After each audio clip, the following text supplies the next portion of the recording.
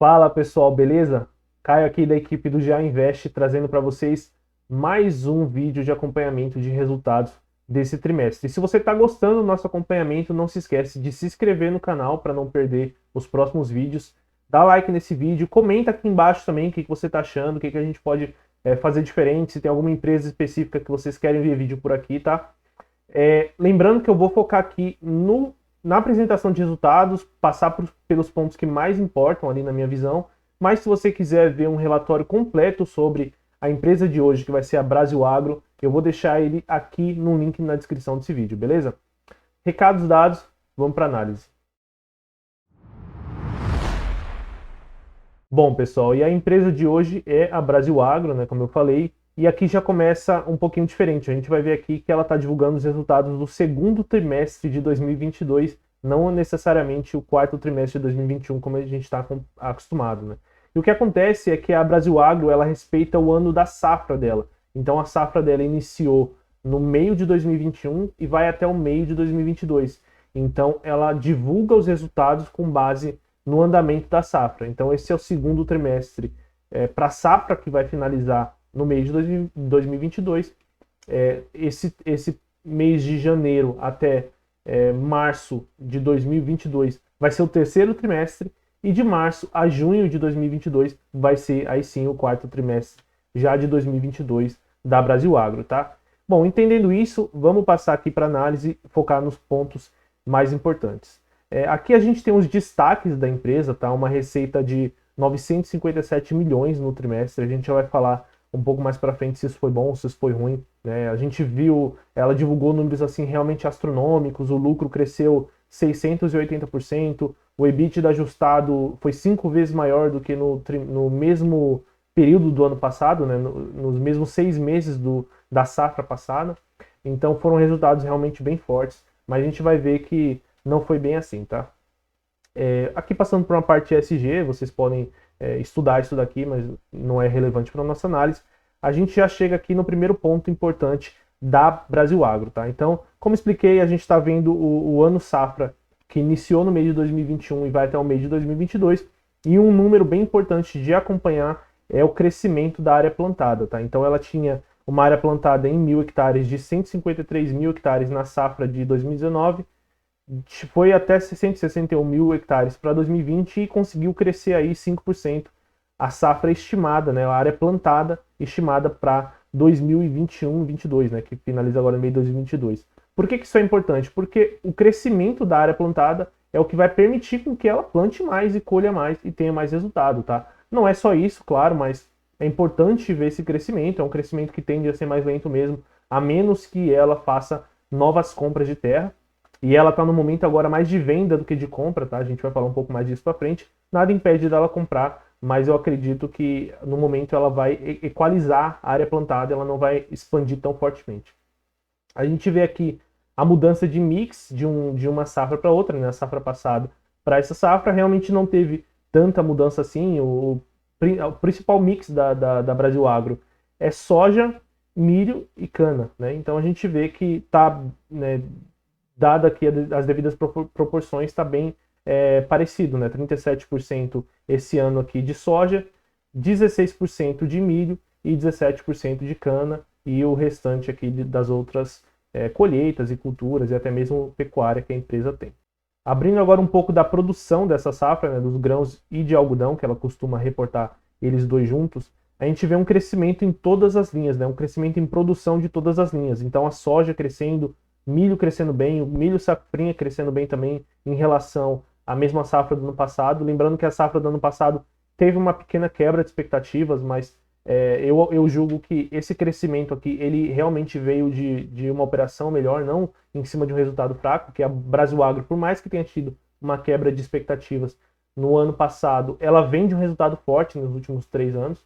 Então, o crescimento aqui em algodão tendo um crescimento total de produção aqui de quase 38%, tá?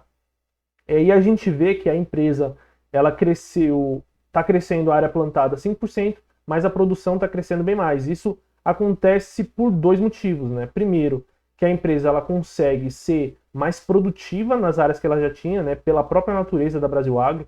A Brasil Agro ela compra terras que são improdutivas ou que não produzem tanto assim, e ela transforma essa terra, fazendo elas produzirem bem mais do que elas conseguem produzir. Então, à medida que essas terras começam a ficar mais produtivas, ela consegue gerar mais com o mesmo, então ela consegue trazer uma produção maior aqui de grãos.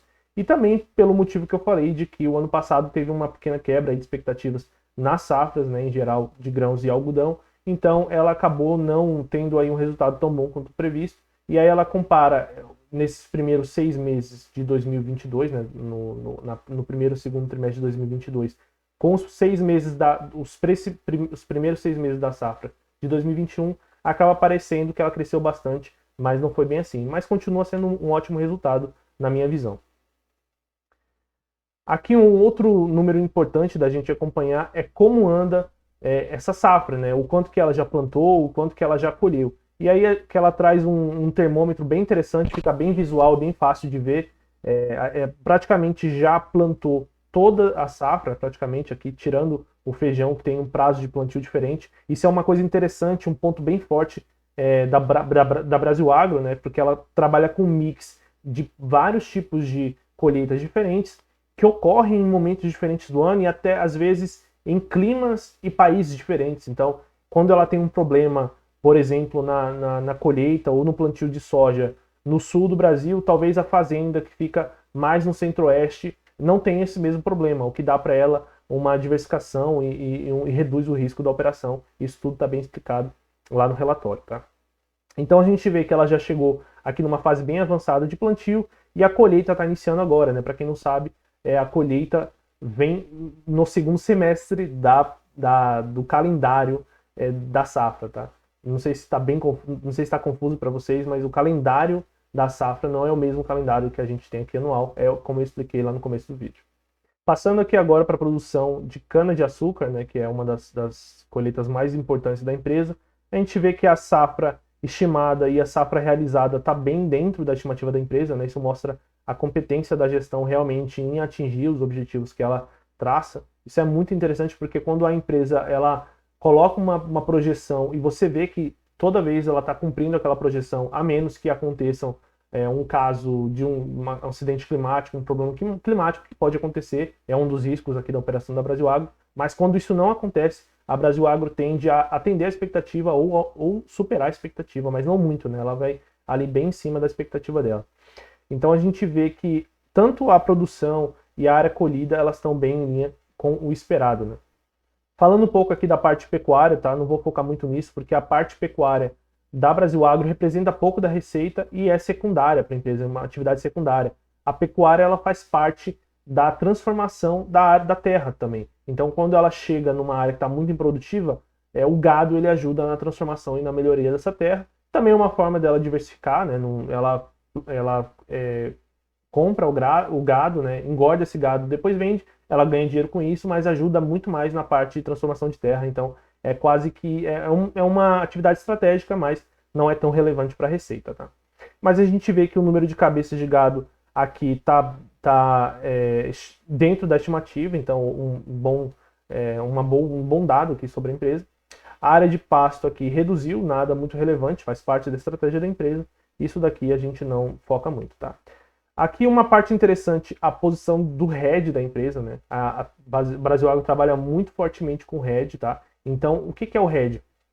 É justamente travar, por meio de um contrato, o quanto que você vai vender e por qual valor você vai vender uma produção sua, né? Então, ela produz, por exemplo, dessa safra que está finalizando agora no meio de 2022, ela tem uma expectativa, né, um volume já produzido, e ela consegue, já tem dessa produção, né, de 99 mil toneladas dessa safra, né, de soja, ela tem já redeado, que a gente fala, 64%. Ou seja, 64% dessa produção já está vendida, já está por um meio de contrato de venda garantido de que ela tem que entregar essa soja pelo preço de 3,41 dólares por bushel, que é uma unidade medida de peso de semente de soja, tá?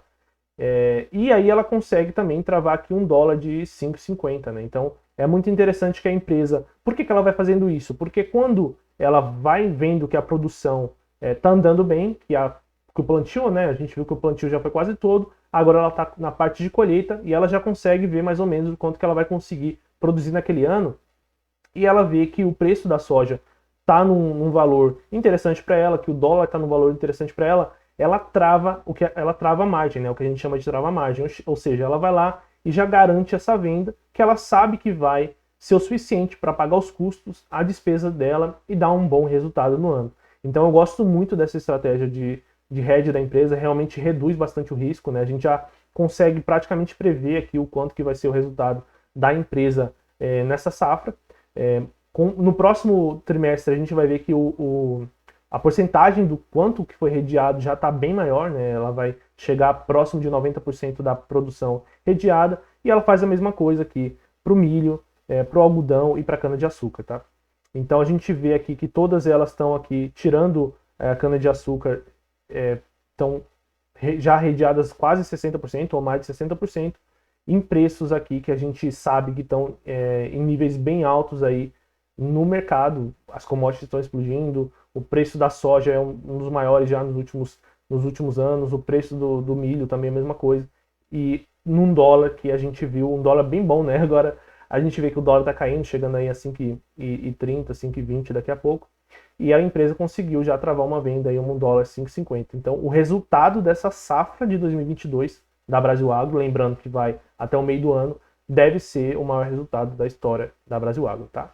Se não acontecer nenhum desastre aí climático nas plantações dela.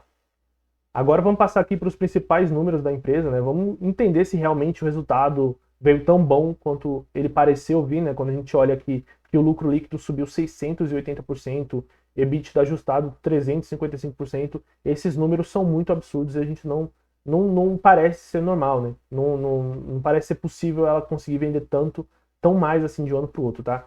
E o que aconteceu? Na verdade é bem simples, né? Foram dois efeitos. O primeiro efeito é que a Brasil Agro, né, ela teve um reconhecimento nesse trimestre de uma venda bem importante, não foi nenhum reconhecimento completo. Ela vendeu uma das maiores fazendas dela, né? Para quem não sabe, isso está explicado lá no meu relatório. A Brasil Agro, ela tem duas operações dentro dela. Ela compra terras desvalorizadas, transforma essa terra para fazer elas produzirem mais e vai ganhando com a produção daquela terra. No momento que ela vê que está num bom momento de mercado de venda, ela vende essa terra muito mais caro do que ela comprou. Já tiveram casos onde ela vendeu uma terra, uma fazenda que ela comprou 20 vezes mais caro do que ela pagou, tá? Para vocês terem ideia. Então ela fez uma venda importante de uma fazenda no fim do ano passado e foi reconhecido nesse trimestre, né, o 2T22. E isso a gente vê que foi quase que um efeito não recorrente no resultado dela, porque no mesmo período, comparando com o mesmo período da safra anterior, não teve uma venda relevante de fazenda. Então ela teve uma venda de 316 milhões já reconhecida agora, falta mais um pedaço. A venda foi de quase 600 milhões, para vocês terem ideia.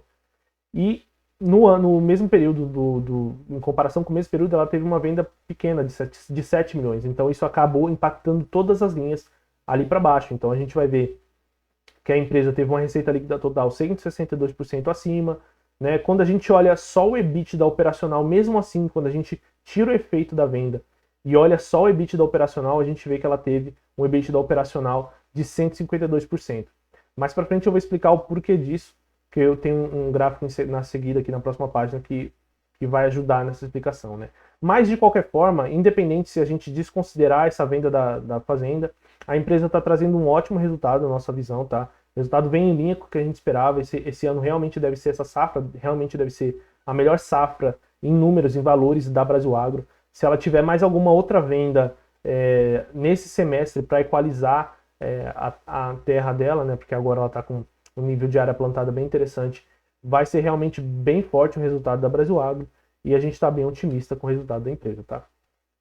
Agora vamos olhar o resultado das operações, que é o que eu queria mostrar para vocês, que é um resultado que exclui a venda da fazenda, fica mais fácil da gente enxergar. Então, vendo o lucro líquido sem a venda da fazenda, mesmo assim a empresa subiu 235%, tá? Como ela conseguiu isso? A gente vê que teve uma forte alta nos preços das commodities, isso está explicado lá no meu relatório, quem quiser acompanhar, mas eu acho que todo mundo está sabendo dessa alta das commodities, todas as commodities estão subindo. Teve uma alta muito forte do dólar, então ela teve uma ajuda também dessa parte, mas isso não explica aí 200%. Teve uma melhora na operação, a gente vê que ela está produzindo mais com a mesma terra. E também tem o fato de que a Brasil Agro, ela produz, né, ela produz os grãos, o algodão, a cana-de-açúcar, e não quer dizer que ela precisa vender naquele mesmo momento que ela produz. Ela pode deixar armazenado para vender num outro momento. E quando ela armazena para vender num outro momento e reconhecer essa venda num outro momento, pode ser que ela reconheça somente no outro trimestre. Foi o que aconteceu nesse trimestre. Algumas das vendas, né, algumas das colheitas do trimestre do ano passado, da safra do ano passado, foram vendidas somente na safra de 2022, o que deu uma ajudada também, mas isso, junto com todos os outros efeitos, é uma coisa que acontece todo trimestre da boa safra da Brasil Agro vai ter esse efeito da gestão mesmo, a gestão faz essa gestão de colheita, de armazenamento, de hedge, tudo isso vai impactar, por isso que eu acho que é interessante nesse tipo de empresa você olhar o anual, quando finalizar a safra dela no meio do ano, a gente volta aqui e vê realmente, compara ano a ano, que vai ser mais claro de entender o que aconteceu. Mesmo assim, um EBITDA ajustado bem forte, de 151, um crescimento de 151%, né? Mais do que dobrando aqui o resultado, realmente é bem forte. A gente vê que os custos da empresa têm crescido, né? Principalmente fertilizante, tem crescido bastante nessa safra, mas ela começou a comprar agora os fertilizantes e sementes e tudo num custo ajustado pelo dólar e pelos valores de agora, e sendo que esse plantio, essa safra de 22, que finaliza agora no meio do ano de 22, ela tinha tido um custo antes dessa alta, né? Então ela comprou material, fertilizantes lá em 2020, quando ainda não tinha tido essa alta, plantou ao longo de 2021, vai finalizar agora em 2022, vendendo caro com um custo barato, entre aspas. E para a próxima safra, que é a de 2023, aí sim o custo dela deve subir bastante, tá? Vamos olhar agora o endividamento da empresa. Sempre é importante vocês acompanharem o endividamento da empresa, né? Só quebra empresa que tem dívida descontrolada, tá? E a empresa, a Brasil Agro, tem uma gestão de caixa fenomenal, tá? Então ela tem aqui um total de dívidas de 587 milhões que não chega nem ao caixa total que ela tem. Então a empresa tem espaço aí para tomar dívida, mais dívida, né? Ela tem espaço para gastar esse caixa, comprar mais fazendas, né? Ela fez uma venda muito importante, uma fazenda recente, então ela vai ter que comprar alguma outra fazenda agora para equilibrar de novo as terras dela, e a gente vê que mais da metade da dívida dela é para mais de 2 anos, 2 a 5 anos e acima de 5 anos, tá? Então tá bem tranquilo a questão de endividamento e gestão de caixa da empresa. Passando agora para um dado interessante da gente acompanhar na Brasil Agro, é o valor líquido dos ativos, tá? O que é isso? A Brasil Agro, como eu expliquei para você, ela tem várias fazendas que são próprias e algumas são arrendadas, e para as fazendas que são próprias dela, né, ou seja, o portfólio que ela é dona, ela tem que reconhecer de tempos em tempos o valor justo desses ativos, parecido com análise de valor patrimonial que ocorrem para os imóveis de fundo imobiliário, né? Anualmente vai um especialista lá e fala o quanto que vale aquele prédio, aquela sala comercial, aquele galpão. Então, a Brasil Agro, ela tem hoje, pela análise própria dela, quase 3 bilhões em valor de mercado das fazendas dela. E se vocês olharem aqui, o market cap, né, o tamanho da empresa, a Brasil Agro, no mercado, ela é negociada com market cap de 3 bilhões. Então, a empresa só de terra em valor de mercado, ela vale tudo, né, vale mais, quase que mais do que o quanto ela vale na Bolsa de Valores. Né? Lógico que a gente tem que lembrar que isso daqui, esse valor de 3 bilhões, é por conta do momento de agora, né? Se ela fosse vender essas terras agora, isso caso ela conseguisse vender nos preços que ela acredita que valem. Então, mas esse valor é agora dessa forma, né, nesse patamar, por conta da alta do dólar, por conta da alta da soja, da alta da cana-de-açúcar, da alta do milho.